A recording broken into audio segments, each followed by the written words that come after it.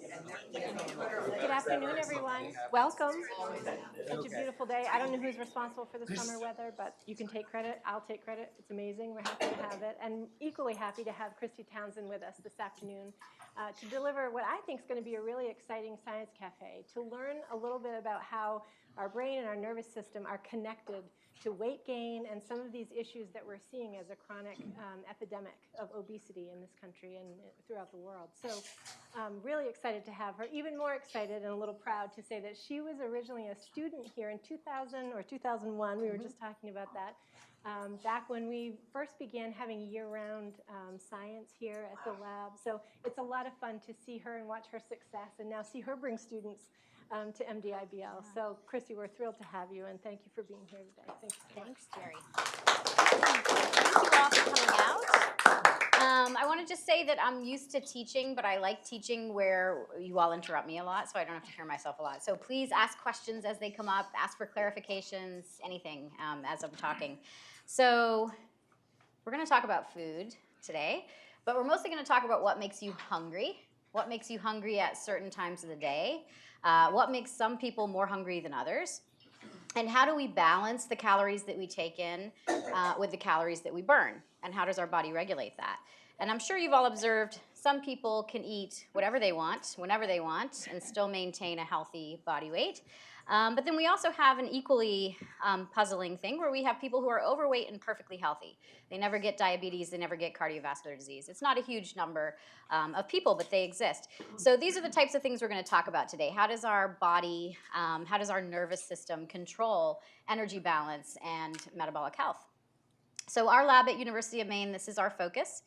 We have two teams in the lab, combinations of undergrad students and grad students and postdocs working together. One side is the PNS team, and that's for peripheral nervous system. So they study how our brain talks to our fat tissue. And a lot of people don't realize that it does, but we'll talk a lot about that today. So we have a lot of nerves that innervate our fat tissue and tell our brain, we think, how much fat we're storing. And then it also, the brain can tell our fat to start burning more calories. So that's what that part of the lab does. The other half of the lab is the CNS team for central nervous system. They study the brain, and they study how the brain, oh, I saw you, Gretchen, hi. We went to school together a long time ago. So they study how the brain controls appetite. And specifically that part of the lab right now is studying stem cells in the brain, in the adult brain, and how those might be regenerating parts of the brain to control appetite. So in general, what do we study in our lab? How does the brain communicate with fat tissue to keep us healthy and, most importantly, to prevent those chronic diseases like obesity and diabetes? How does the brain regulate appetite and calorie burning, and how do those balance each other? How do fats in our diet impact nervous system function? So spoiler alert, fats are important. They're healthy. We need them in our diet. So good news there. And also how our brain and nerves can potentially remodel and change to keep us metabolically healthy, especially throughout life. So a little clinical context for this. This is probably not news to anybody, a map like this, but obesity and diabetes right now are worldwide pandemics. We always hear about the United States being seriously affected, and we are in red here with greater than 25% of our population being obese. But it's also other parts of the world, and it's a continuing problem. So obesity rates are growing, and obesity causes type 2 diabetes, so diabetes pandemic is following closely behind the obesity pandemic. And when we look specifically at the different states in the United States, this problem really started in the 1980s, although we're showing data here starting in 1990. And with each subsequent decade, we can see the rates getting worse. So again, red is the highest levels here.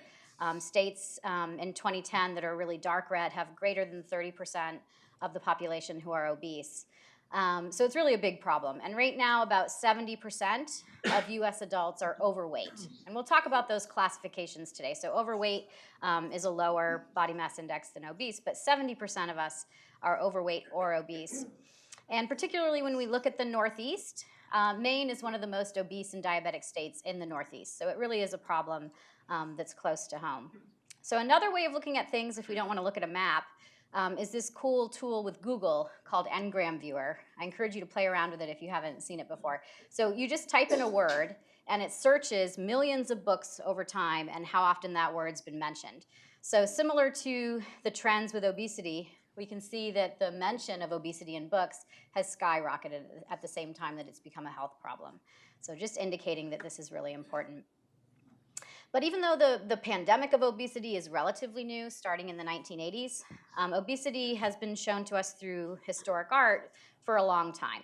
So this is a famous example, a statue called the Venus of Willendorf from the late Paleolithic period. So clearly obesity existed back then. Despite the marketing of the paleo diet, there were people who were obese in the paleo period. And even obesity was revered as normal and or beautiful at certain times, and we can see that through art. So this is a famous painting of Daniel Lambert called The 40 Stone Man.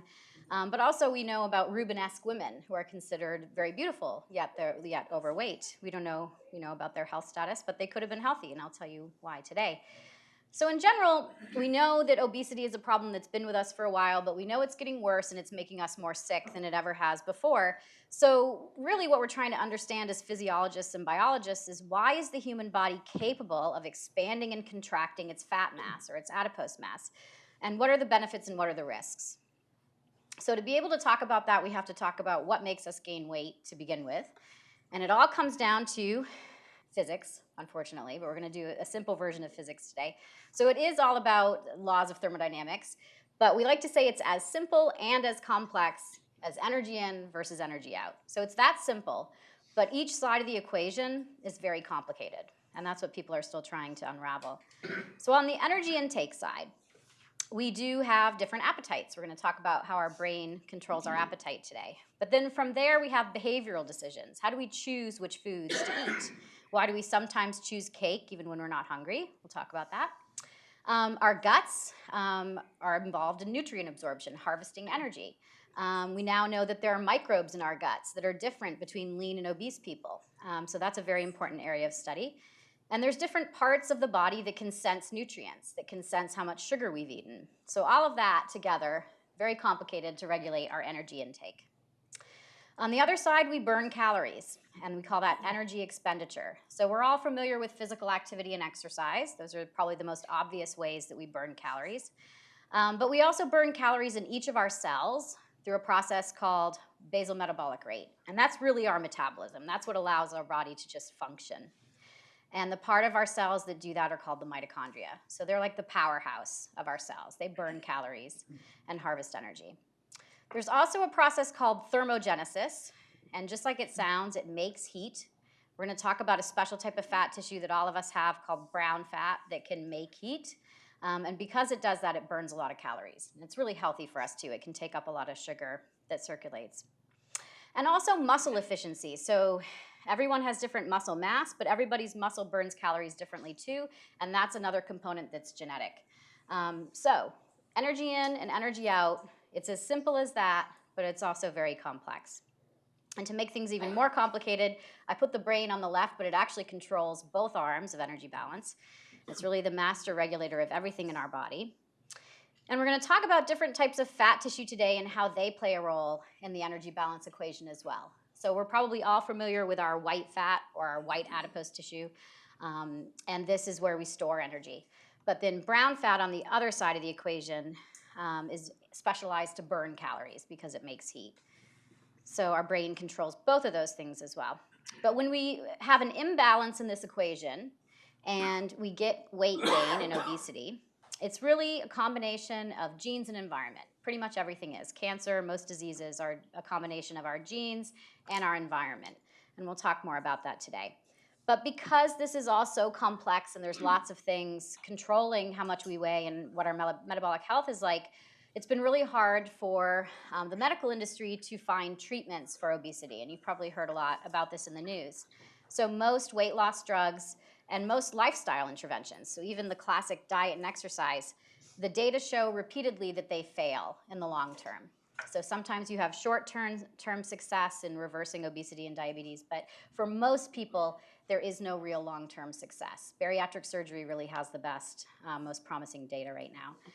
So we really need to learn more about how our body controls energy balance so we can figure out more prevention strategies, which really would probably be ideal, but also new therapies and new options for people so that they can reverse obesity and diabetes. I had to show this because it just showed up in my science news, I think 2 days ago. So this is a new study that was trying to figure out what is the most calories we can burn. How much energy can a person expend for a sustained period of time? And it turns out they figured out that there is a limit, there's a ceiling, in how many calories we can burn, and that's about 4,000 calories a day.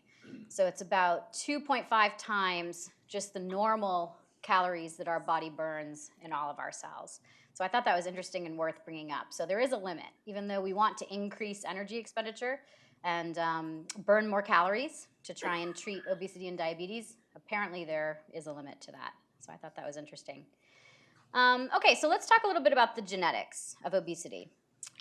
This is a classic picture, I think done in the 90s, where they did twin studies. And this is a very typical way that people study the genetic contribution to a disease. They recruit twins. And there's two types of twins, of course. There's identical twins. Those are the monozygotes on top. They share an environment and they share their genes. And then there's the dizygotes on the bottom that share an environment, but they're not genetically identical. So they're not identical twins.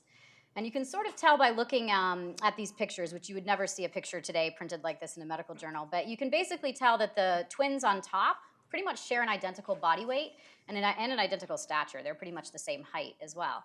But on bottom, the twins that only share an environment but have different genetics end up having different body weights.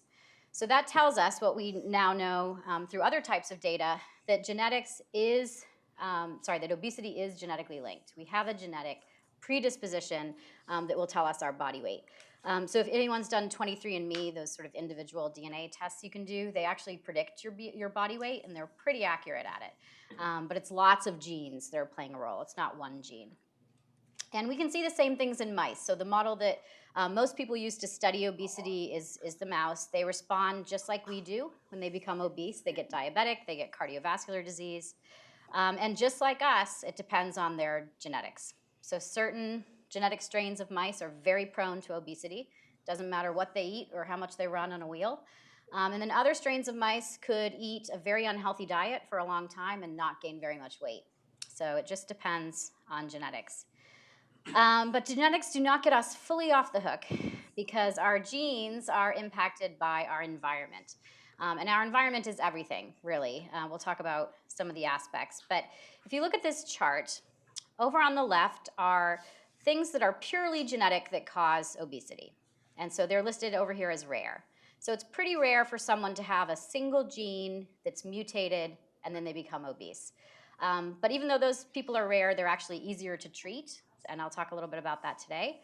But what's much more common is that somebody has lots of genes that are predisposing them to have a higher body weight, and then their environment is causing that to happen. So that's the most common case. Your genes are predisposing you, and your environment is making it happen. So what do we mean by environment? Lots of things. So our diet and the food that's available to us are part of the environment. And the reason I say the food that's available is because there's things called food deserts that you might have heard about. Some people don't live with near access to fresh fruits and vegetables, for example. Exercise. So more than ever, we're sitting at a desk in front of a computer all day. We're not moving a lot. We're driving to work. We may not have time in our busy schedules to go play sports or things like that. So our physical environment is something that impacts our genetics. And then there's social factors. It's sort of a depressing study that came out, but there are data saying that who you eat around impacts how you eat. So, we all probably are familiar with that, but, social factors do play a role. But it's other things as well. So certain illnesses, medications you might be on, viruses you're exposed to, and we have very little data about this, but it seems to be a factor. Antibiotics, which again can kill those important microbes in your gut. Stress levels, of course. Stress increases a hormone called cortisol, which someone at MDI studies, and that's not very good for your fat levels. Sleep. So we all know how important sleep is, but quality of sleep is really tightly linked to obesity and diabetes. And also the maternal environment. So this is your in utero environment, and there's lots of studies showing that what you're exposed to in the womb also impact how much weight you'll gain in your lifetime. So lots of things to worry about. I'm going to worry you about one more thing, though, and then I'm going to hopefully give you some of the good news.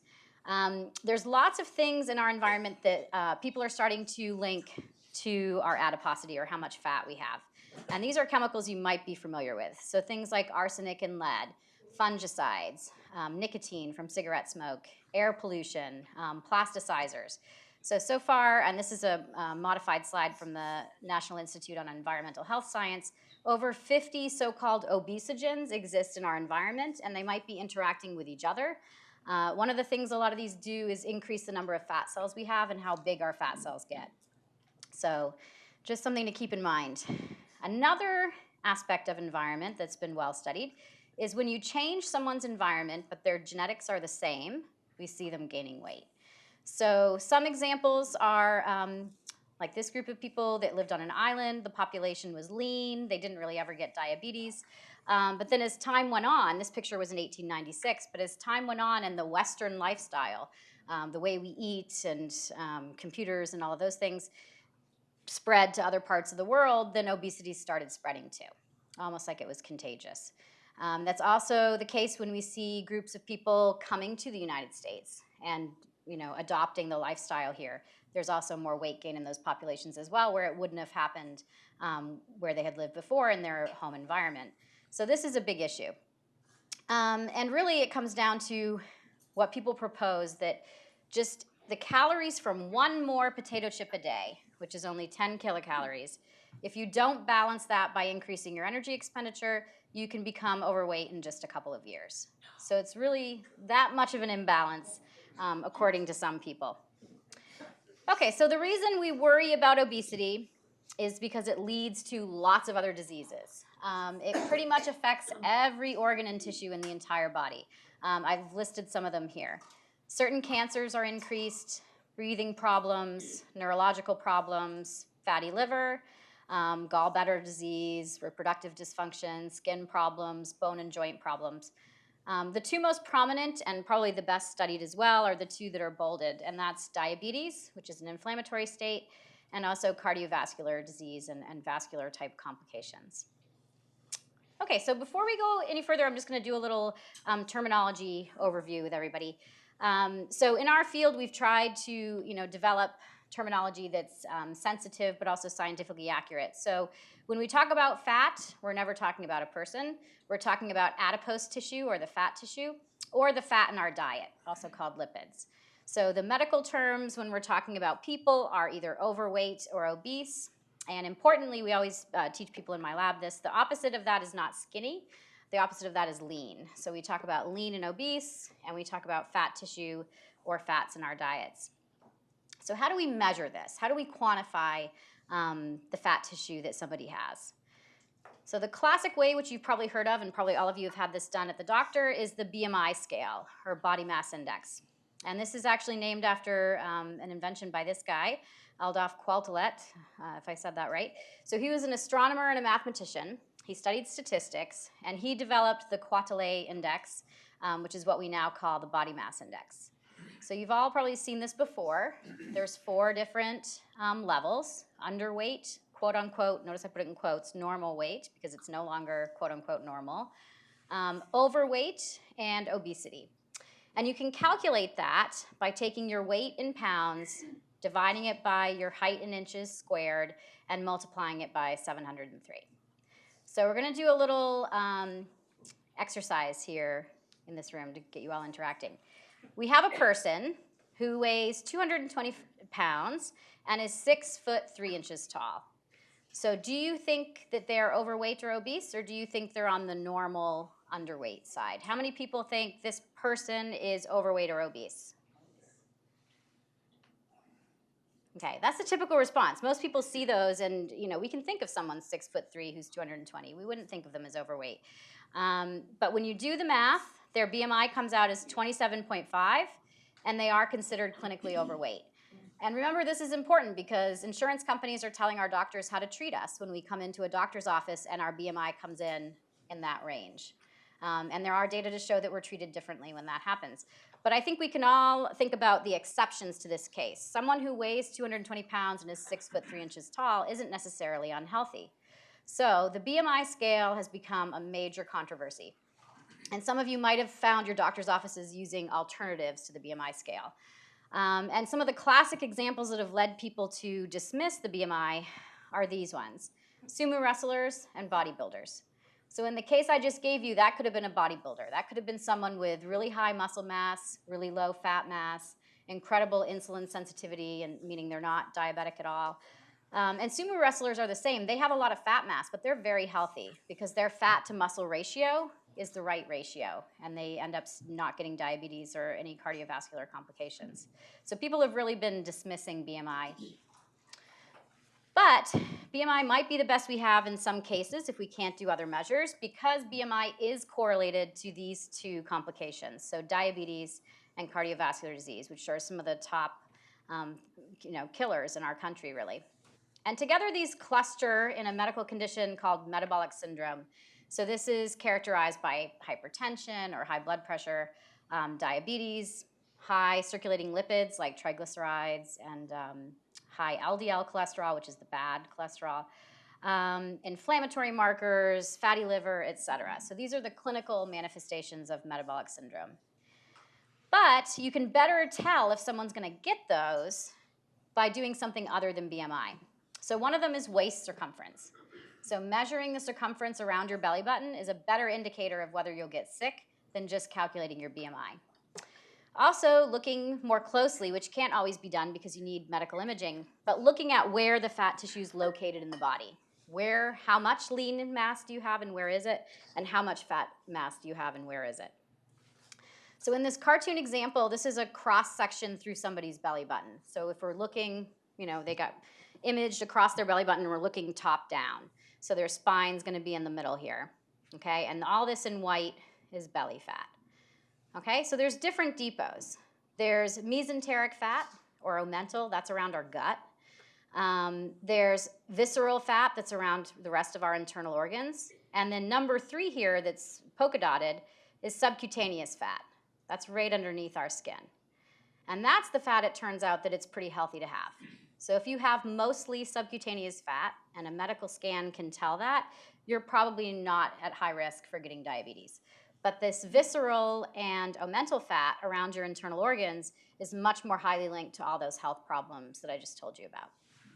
So this has led people to a related hypothesis called the adipose expandability hypothesis. So you might have wondered, when people go get liposuction, can their fat grow back? It absolutely can, because our fat is very plastic. It can change, it can remodel, it can regrow itself.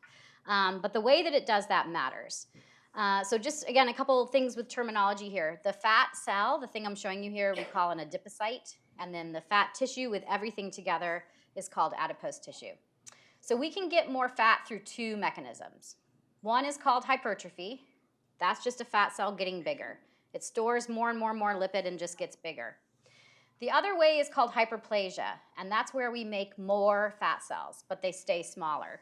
That's the healthier way. So if your body, maybe through genetics, maybe through environment, working with your genetics, if you're able to expand your adipose in a healthy way by making more fat cells, you're going to stay healthier and be less likely to get diabetes. And you can sort of see the process here of how a fat cell grows. So it starts as this sort of limp cell. This is the cell's nucleus in the middle. As you get more fuel, you start to see these small fat droplets forming, these lipid droplets, and then the droplets can get bigger. So in a classic fat cell in our body, we've got one big lipid droplet inside each of those cells. But it's more complicated than that. So we've got these precursor cells sitting around in our fat tissue.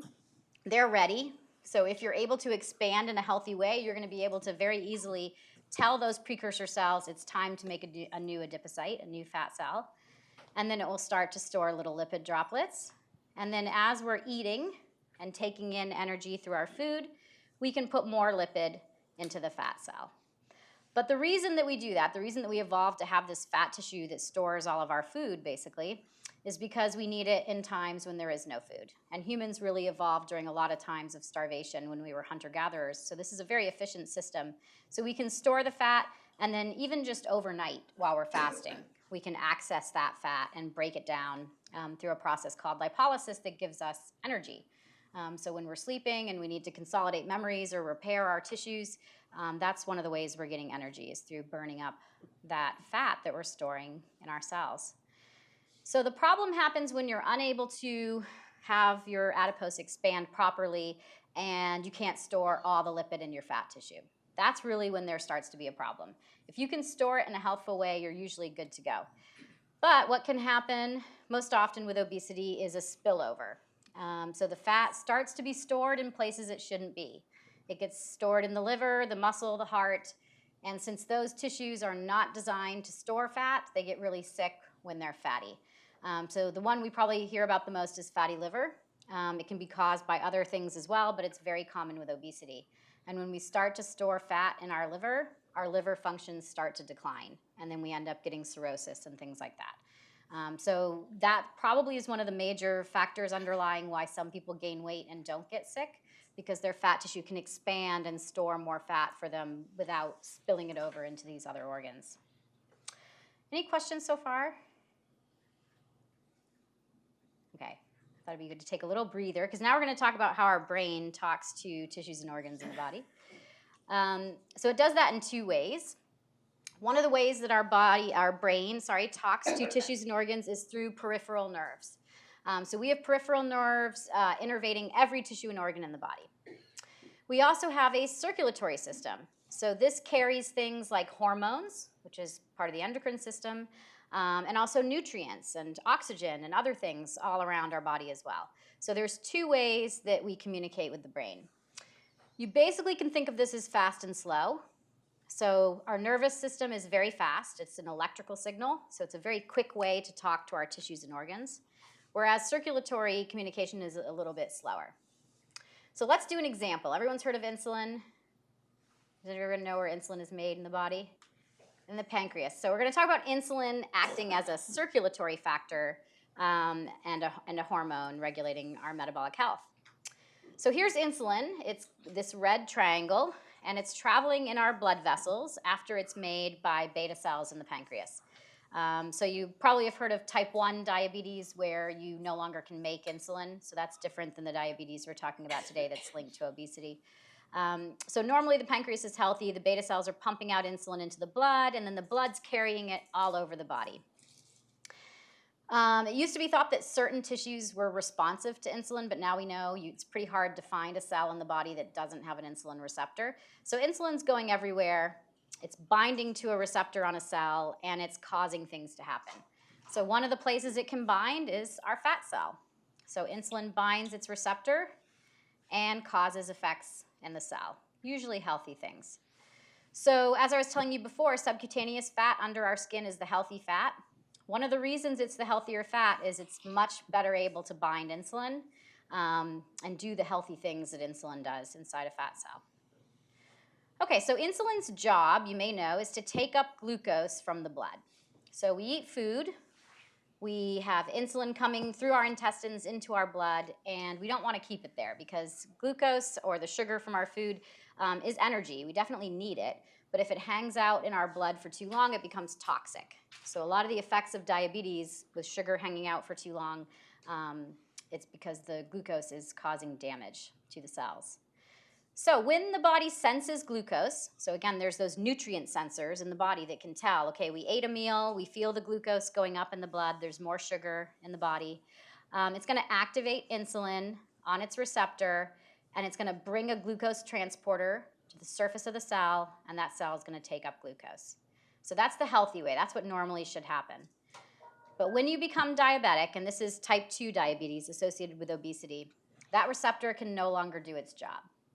So even though you have a lot of glucose in your bloodstream, sometimes more than you should or more than normal, the receptor can't act, this transporter doesn't move, the glucose can't get into the cell, it hangs out here in your blood vessels and does damage. So pretty much every bad thing you've heard that happens with diabetes happens because that sugar stays in your blood for too long and causes damage. In addition, insulin's a really important hormone throughout the whole body. I won't go into details here, but this is a nice schematic of all the parts of the body where insulin acts and does good things for us. So when you have insulin-resistant type 2 diabetes, all these actions of insulin in the body are lost. So that's where you get a lot of the symptoms, and a lot of them are due to damage to our nerves and damage to our blood vessels. But the good news is, when we think about obesity, not all obesity leads to diabetes. And some of this is actually gender-linked as well. So men tend to be more apple-shaped, and they tend to have more abdominal and visceral fat, which, like I told you, is around our internal organs, and that's what is more likely to cause insulin resistance and diabetes. Women are much more likely to be what you've probably heard called pear-shaped, and that's because they have more subcutaneous fat. That fat's more insulin sensitive, so overall women are a little less prone to diabetes pre-menopause.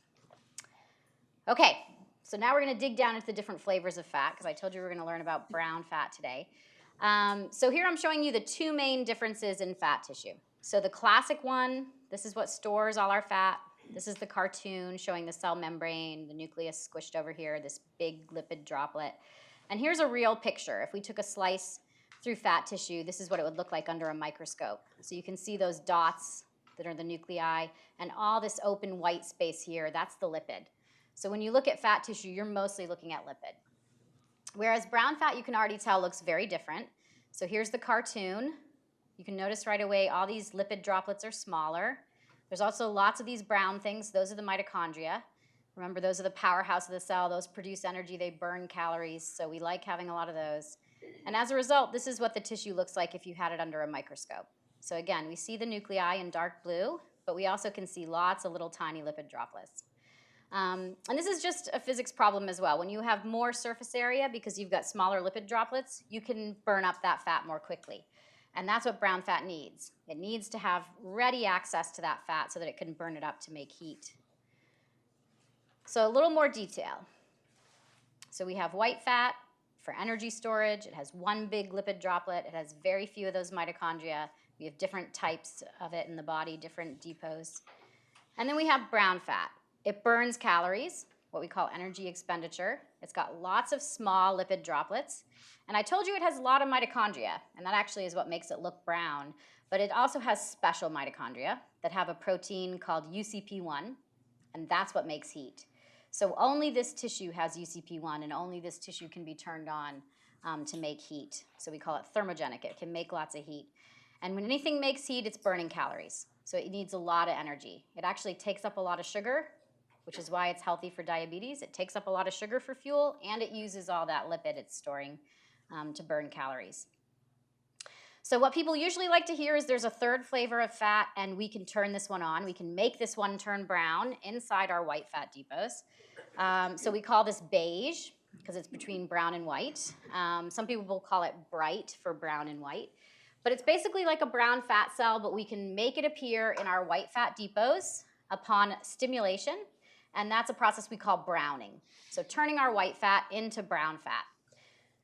Cold is one thing that does this. So in the winters in Maine, when we're all very cold, the good news is we turn on a lot of this brown fat in our body, and it's healthier to have this type of brown fat.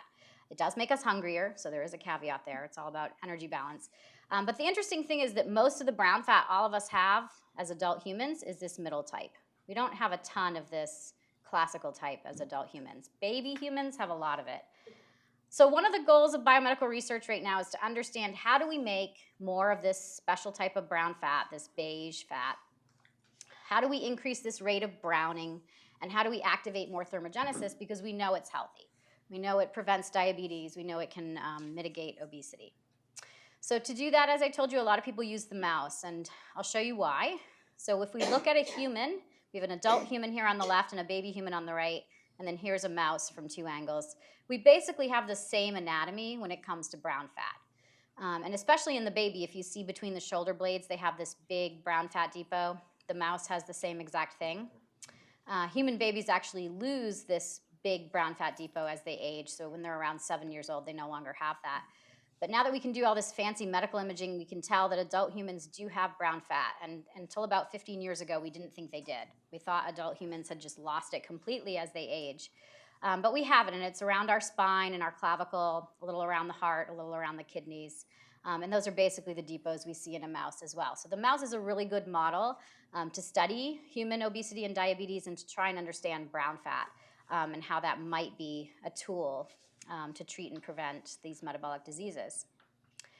Okay, so I don't want you to leave here thinking that our fat tissue is just fat cells, because it's so much more interesting than that, and this is what we study in my lab. So this is going to be a little bit busy of a schematic, but I think it's quite artsy. One of my grad students made this. So here's fat tissue, and there's all the big fat cells in there. But you'll notice that there's all these other types of cells hanging out there too. Lots of immune cells. So you might have heard of things like T cells or macrophages. So there's lots of immune cells living in the fat tissue. It has a lot of blood vessels, a lot of nerves. It has a lymphatic system. It's a very complex tissue. So most people now are calling it an organ because of how complex it is. It's not as simple as a tissue. It's more like an organ. And all these other cells that are not an adipose cell, we call the stromovascular fraction. So a lot of work is going into understanding how these cells talk to our fat cells and how they might be controlling how healthy we are. But because adipose is so complex, it's not just storing fat. It actually has a lot of roles in the body. It has endocrine roles. That means it can secrete hormones. Of course, it has metabolic roles. It also has immune roles. So you can tell clinically when people have conditions called lipodystrophy, where they don't have enough fat. So for some genetic reason, they just can't make enough fat tissue. They're very sick. So we know that you need fat tissue to be healthy. You don't want the unhealthy type of fat like we talked about, but you need some fat. It's critical for your health. Okay, so we mentioned the peripheral nervous system and how we have nerves in our fat tissue. So this is a picture of all the different nerves coming out from our spinal column and how they connect to all the different tissues and organs in the body. But you'll notice that a very important tissue is missing from this diagram, and that's fat tissue. So usually people ignore that our nerves talk to our fat tissue, but it's sort of been picking up steam lately. Our lab is doing a lot of work in this area. We do have nerves in our fat tissue, and it turns out they're really important, and I'll tell you why. So there's 3 things that our nerves do in our fat tissue that are healthy. So one is to make more fat cells. Remember how I said that's the healthy way to grow your fat. So if you can make more fat cells, you're less likely to get diabetes.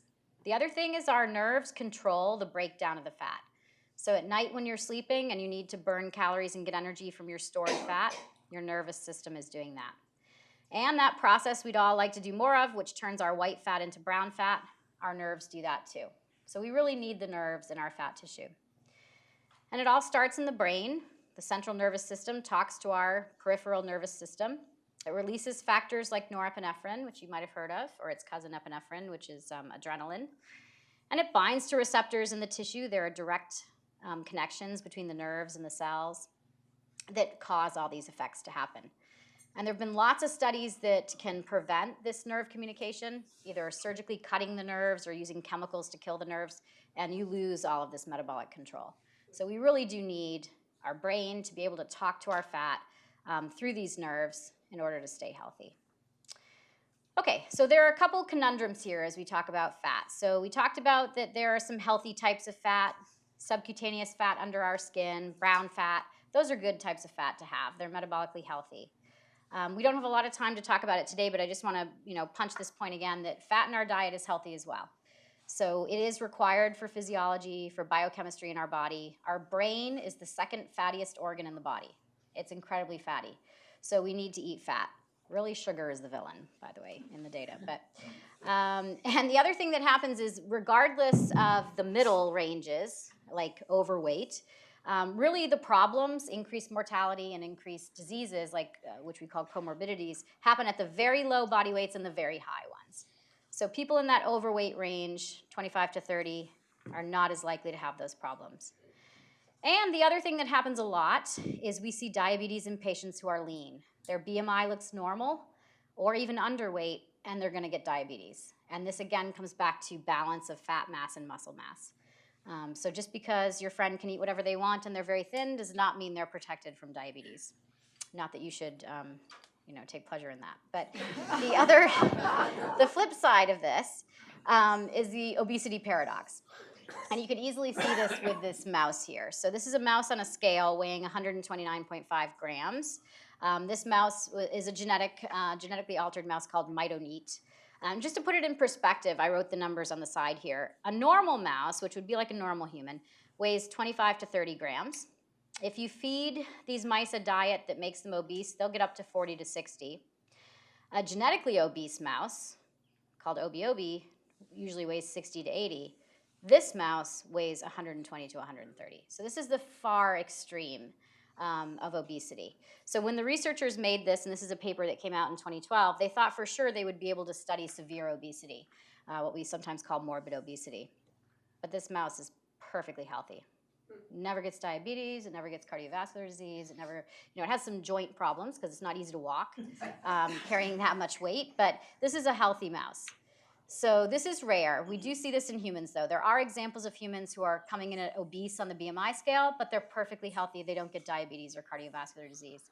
And the key, again, is healthy expansion of fat tissue. This animal has a ton of fat mass, but it expands it in the right way, and the fat doesn't spill over into the liver, the heart, the muscle. It stays where it's meant to be. So anyway, just food for thought there. We're going to talk about appetite now, because we have some wonderful food in the back. So what is making us want to eat this food? It all starts in the brain.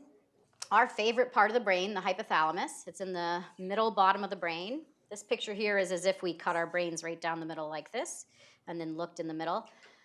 So the hypothalamus is the brain's center for energy balance regulation. It's where all of our drives happen. And this is where we control what we call homeostatic appetite. So this is, you wake up in the morning, you've been fasting overnight, you need calories. Your body needs calories. And so this part of your brain tells you to eat. There is another part of the brain that tells you to eat when you don't need calories, and that's called the hedonic appetite pathways. So that's not based on energy demands. It's separate parts of the brain, not the hypothalamus, and they tend, as you would expect, to use those feel-good signals in the brain like dopamine. So that explains what we've all experienced, where you finish eating a big meal, you are not hungry, but then someone brings out a birthday cake, okay, I'll have a slice, right? That's your hedonic appetite. It's pleasure-seeking, reward-seeking, same pathways used for a lot of drugs as well. But so there's two appetite pathways. But we're going to talk about the hypothalamus one today because that's the best understood. So here's sort of a basic overview of how our hypothalamus tells us whether to eat or not. So let's start with fat tissue. Fat tissue secretes a hormone called leptin. How many people have heard of leptin? Okay, awesome. Okay. So leptin is secreted from our fat tissue. So as our fat mass goes up, more leptin goes into our blood. So you actually can measure leptin levels and not even see a person, and you can guess how much fat they store because they're directly correlated. So leptin's a good hormone. It goes to the brain and tells us to eat less. It also tells us to burn more calories. So it's a good hormone to have. Short-term signals come from our gut. So when we wake up in the morning, we've got high levels of something called ghrelin. That goes to the brain and tells us to eat. Okay, so two different types of signals. Leptin tells us eat less. Ghrelin tells us eat more. So you would think, based on this, that leptin would be a great treatment for obesity.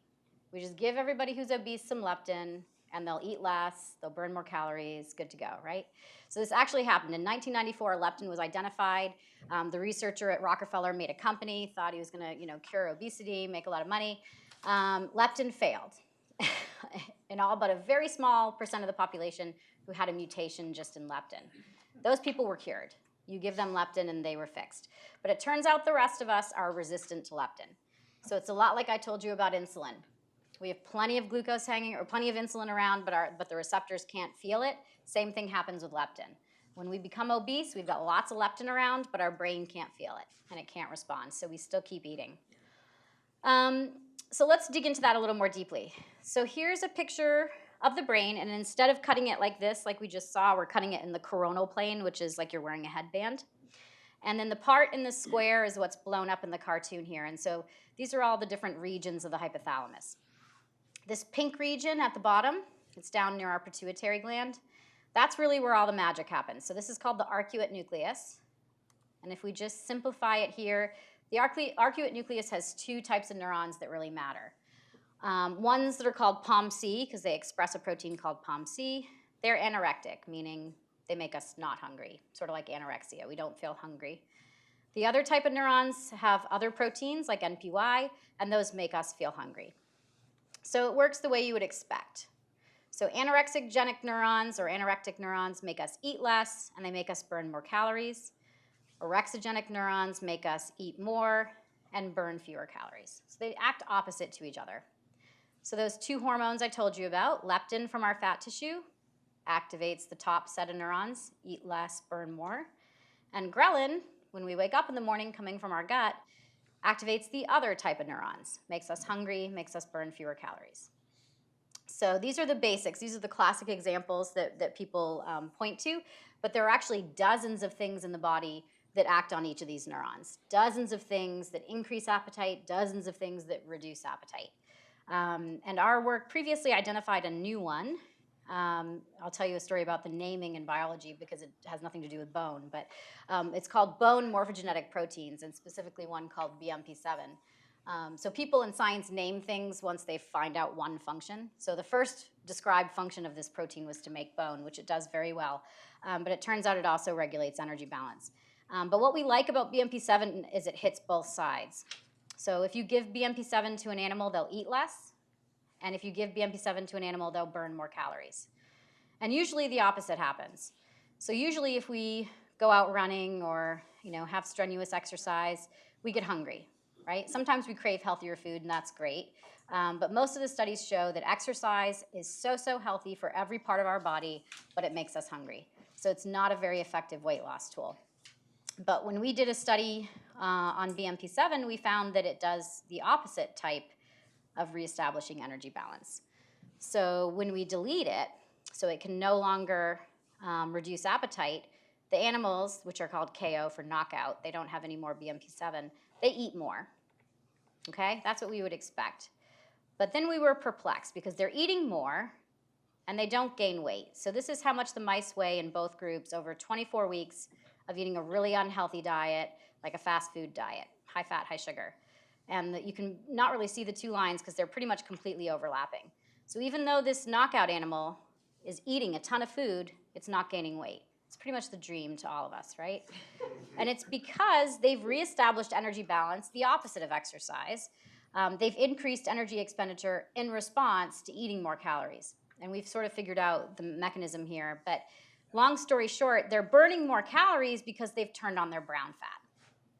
They're increasing thermogenesis, and they're eating more. So this is really, the dream. I don't know if it's ever going to end up as a treatment for humans, but scientifically this is fun to learn about because the system can go both ways. It can reestablish energy balance in both ways, we now know. Okay, but this led us to the area of study that my lab now works on at University of Maine, and this is brain-adipose communication, because the way this energy balance happened is through the brain talking to our fat tissue through our nerves. So this is how we regulate calorie burning. This is how we turn on energy expenditure, like in our fat tissue or in our muscle. And it turns out that happens through a type of nerve called sympathetic nerve that talks from the brain to the fat. There's another type or another category of nerves called sensory nerves that we think are sending signals from the fat and probably other tissues back to the brain. And one of the things we're trying to figure out is it telling the brain how much fat we've stored? Is it telling the brain how active our fat is and burning calories? We don't know. We're still trying to figure that out. So one of the things we had to do to be able to study all of this is image the nerves. So this is a piece of fat from a mouse, and everything in green here is a nerve. This is a lymph node in the middle. It has lots of nerves around it. But all these squiggly lines are big bundles of nerves. And if you zoomed in here, you'd see lots of tiny nerves as well. So nobody really realized that our fat had such a big nerve supply. A lot of people that study fat tissue like to ignore that it even talks to the brain, but there's lots of nerves in here.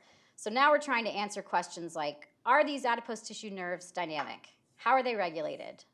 Does it matter where these nerves are talking to, which cell type they're communicating with, et cetera?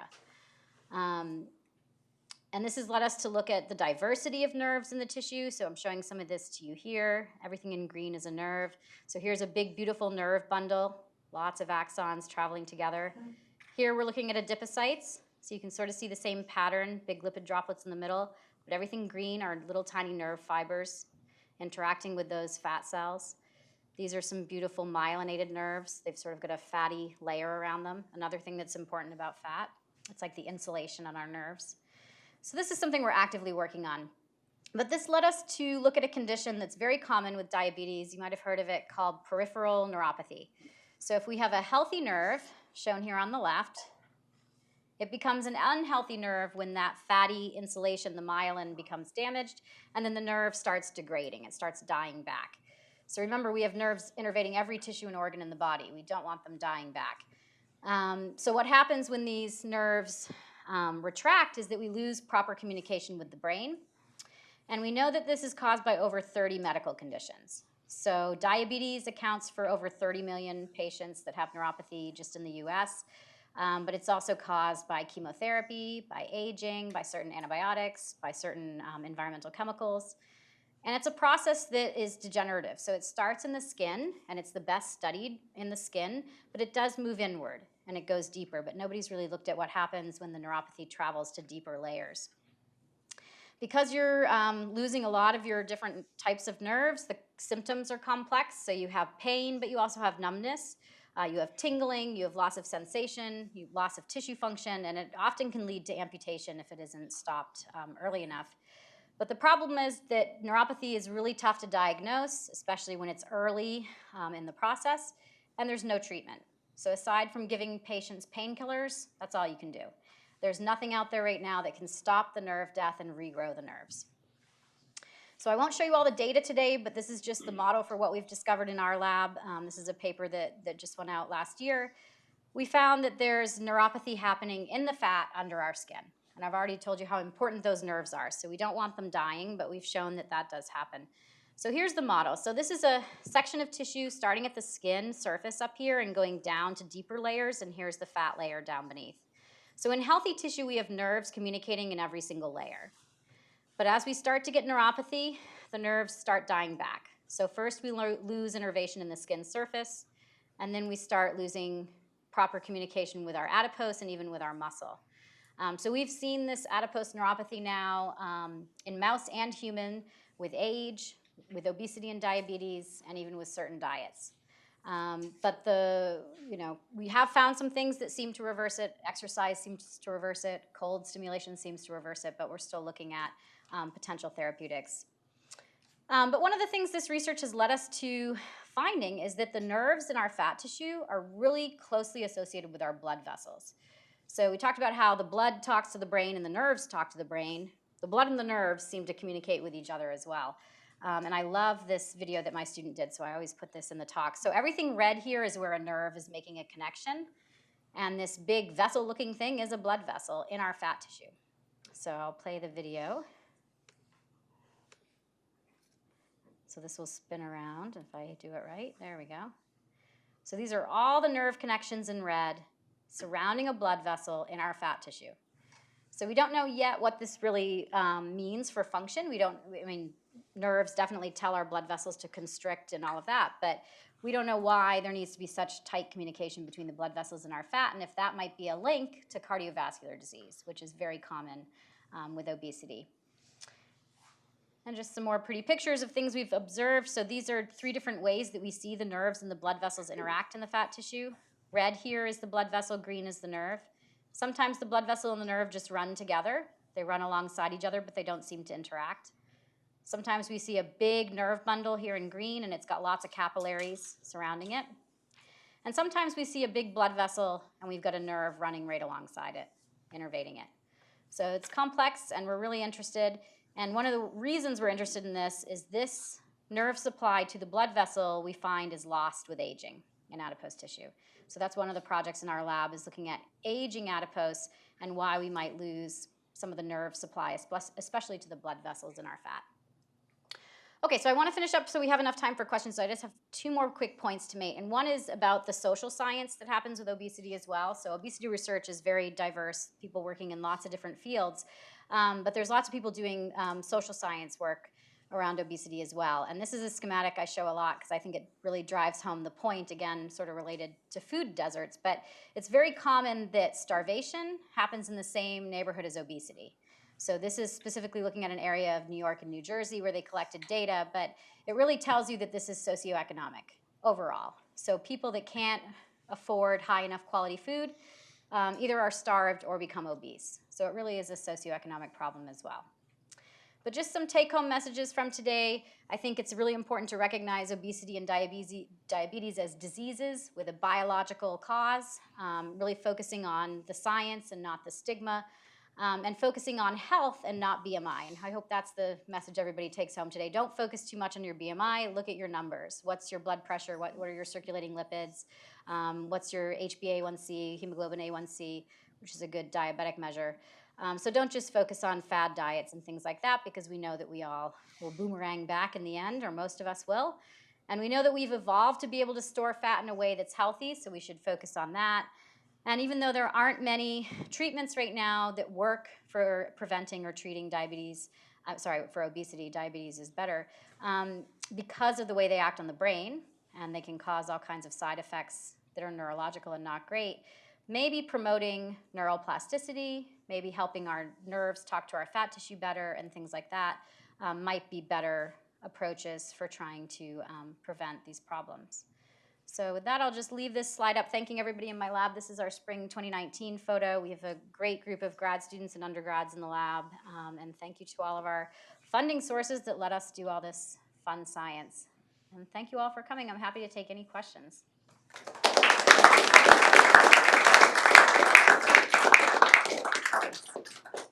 Does the feeling ever develop in the lab that for some of these complex problems there may in fact be no solution? Ooh, well, we're optimists, so you might be right there. But we are optimistic. So we've cured obesity in mice dozens of times, right? It's just about whether or not we can translate that effectively to humans and still deal with the counter-regulatory effects, right? Because it's very easy to increase energy expenditure, but then you get hungry. It's very easy to decrease appetite, but if it's affecting the brain, you're going to get some sort of off-target effect that's usually psychiatric. So it's a careful balance. But I think we'll get there. And it might be that it's a behavioral intervention or a societal intervention that removes the cause. Yeah. Yes. So you talked about mind, body, and you talked about exercise. I wonder if there have been any studies on things that are both physical and mental, like yoga or TM, and they affect neuroplasticity. Yeah, that's a great point. I can't think of any off the top of my head that directly looked at like metabolic health, like looked at the parameters we talked about today and looked at some of those interventions. I'm not sure, but I think you're onto something for sure. Yeah. Interesting. Yeah. Yes. Kristy, I'm just curious, I mean, as you look at the field as a whole, do you have any sense of what the future might hold in terms of maybe what's on the horizon that might be really different than, the typical ways that we try to deal with weight gain or, obesity now? Is there anything that really seems to be? Well, short of changing our society, because I think we do live in a very obesogenic environment the way we've set up our lives, but the gut microbe story is really big right now, and you've probably seen some of it in the news. Like, you basically can transplant obesity from mouse to mouse by taking the microbes in the gut from an obese animal and putting it in a lean animal. They'll become obese, and vice versa. So there's something really neat happening there. The gut's highly innervated, so they call it the second brain. Our gut really talks to our brain through a bunch of peripheral nerves, so there might be something with the microbes affecting the nerve communication. I'm biased, but I think our peripheral nerves are going to hold some of the hope. So we'll see where that goes. You've shown us very nicely that blood vessels and nerves are so interconnected. Mm-hmm. Now, in diabetes, you've shown us that the neurons regress. Is it the vasculature which regresses, or is it first the neurons? Yeah, so both parts of that, the death of the nerves and the blood vessels and the regrowth is sort of a chicken and egg thing. So if you talk to a vascular biologist, they think for sure the road map is the blood vessel and the nerves grow along, and then neuroscientists tend to think the opposite. So I don't think we have it fully figured out, and it might depend on what point of development, or whether it's regenerative versus development, or which tissue it is. I'm not sure we have the answers. And at the same time, this is an inflammatory disease, so you told us about that.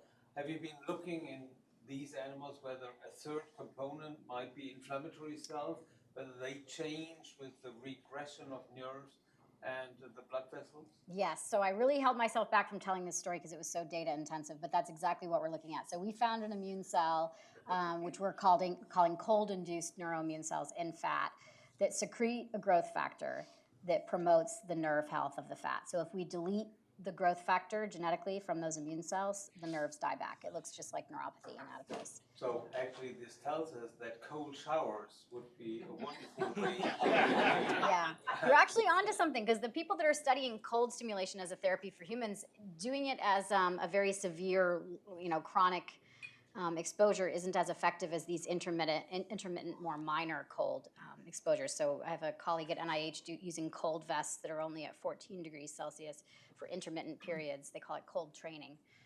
So there might be something there. Yeah. You mentioned BMP7 being used as potentially some kind of therapeutic. Can you describe more of that? Yeah, so that is actually the patent is held for that by my previous PI, my previous advisor in Boston. So they are looking into whether it can be used because it's FDA approved for other purposes like spinal fusion surgeries because it can nicely make bone.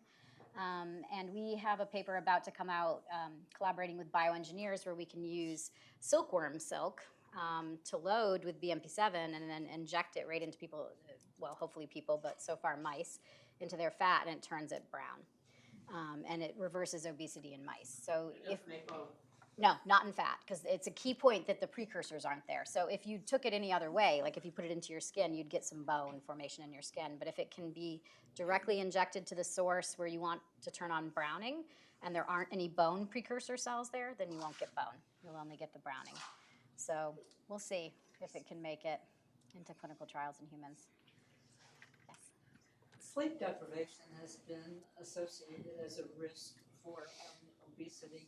Do you have any insight into the mechanism of that? Yeah, so that's a little bit of a chicken and egg thing too. So obesity can cause sleep apnea, which can lead to sleep disturbances and poor sleep hygiene, they call it. And so they're definitely correlated, but it's tough to tell cause and effect. But we do know that sleep, quality of sleep, is very important for metabolic health and for diabetes risk as well. So I don't think we know enough about mechanism yet. It's a good question. Yeah. Yes. Just going back to the different non-scientists in the room, the different chemicals that either make you hungry or the more anorexic-like ones. So when you're distracted, and you can go from being very hungry, you're distracted by something, and you become completely, blasé to food. What is that? It's like a reset. You're doing something. All of a sudden you get up and you go. Someone comes to your door and is talking to you about something, and you just completely forget about food, and you're not hungry. Yeah. You're very hungry. Yeah, I'd have to guess on the mechanism for that it would be other parts of the brain taking over control. And the hypothalamus is definitely under a little bit of control by the cortex, which is the outer part of the brain that's more higher order thinking and executive function and all of that. So probably in that case, those parts of the brain are taking over and there's less demand coming from the hypothalamus. But I'm not sure that I've heard that exact scenario described mechanistically, because there's lots of fascinating things that happen to our appetite. Like even when you talk to people under stress, some people stress eat, some people don't eat. They stress fast. So why does that happen? Why do some people respond differently? It's really an interesting area. Do women tend to have more brown fat or beige fat because our body thermostats are different? Yeah, it's interesting. So the human data is very conflicting, but most of the studies seem to say that women have less brown fat. But in our studies, we think women have better innervated fat, which could be partly why we have more subcutaneous fat and we're less prone to diabetes. So it could be that we have more innervation. But bottom line, there are sex differences. But with human samples, humans are very diverse with their environments and genetics, so it's a little tougher to tell what's happening. But probably there are differences that we need to figure out. Any evidence that those folks that live in very, very cold areas, do they have any alteration in some of your hypotheses? Yeah, so that would be the first place you'd think, right? Go to the Arctic and look at people that live in cold climates year round, or in Finland or something. They do tend to have more subcutaneous fat and healthier fat, so it's more like a sumo wrestler type situation, but it's not that they're more lean. So fat's also an insulator. So in cold climates, you do also build subcutaneous fat to insulate, but probably the fat's a little bit healthier that you do store. All right, thank you all. Thank you.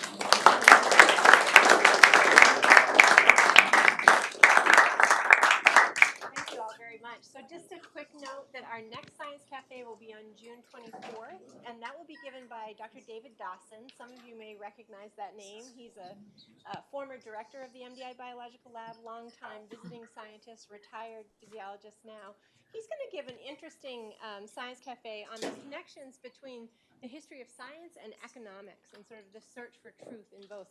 Economics has become a real passion for him as he's retired, something that he's very interested in. So he comes at it from a very scientific perspective, so it should be an interesting approach to a Science Cafe discussion. So I encourage you to join us, and we look forward to seeing you then. Thank you so much. Thank you. Yeah.